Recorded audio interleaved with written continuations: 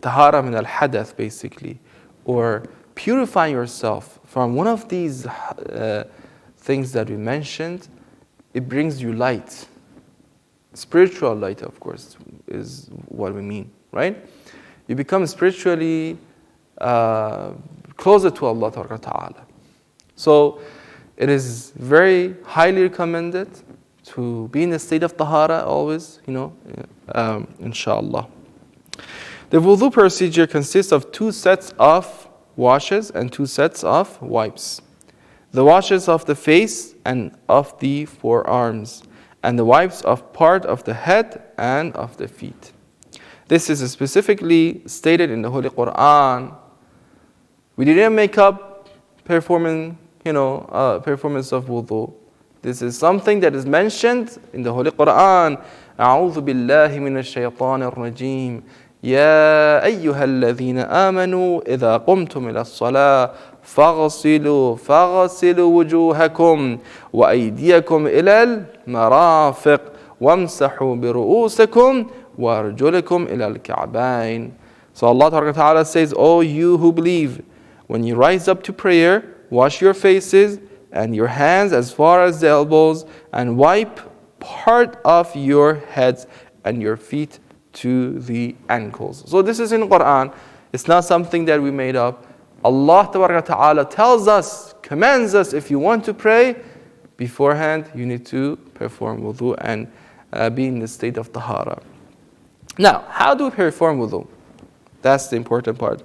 You may say, come on, Shaykhana, we have been performing wudu since we were a child, and we know exactly how to perform wudu. I know that, alhamdulillah, you're Muslim and you know how to perform wudu, but there are many details that unfortunately some people are not aware of them. And these details in performing wudu are very important. Learn them, and these things are something that you need to remember. These ahkam, brothers and sisters, these ahkam that you're learning here today and in these classes, you need to memorize them, you need to remember them, because this is something that you can go to your community center, you can go to the Markaz al-Islami, the Islamic community in your town, and preach Islam with, right?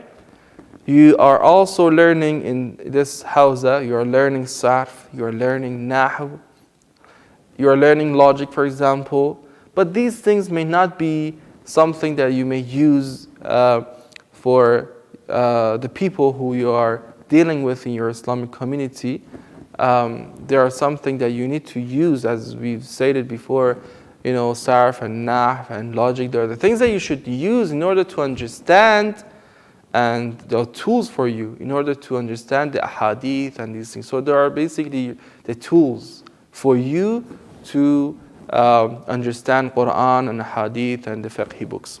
However, these lessons that we're learning in Ahkam class, there are things that you can, take your notes and go to your Islamic community and preach them and talk about them, right? So people who are not aware of these cases, learn them, inshallah. اللهم صل على محمد وآل محمد وعجل فرجهم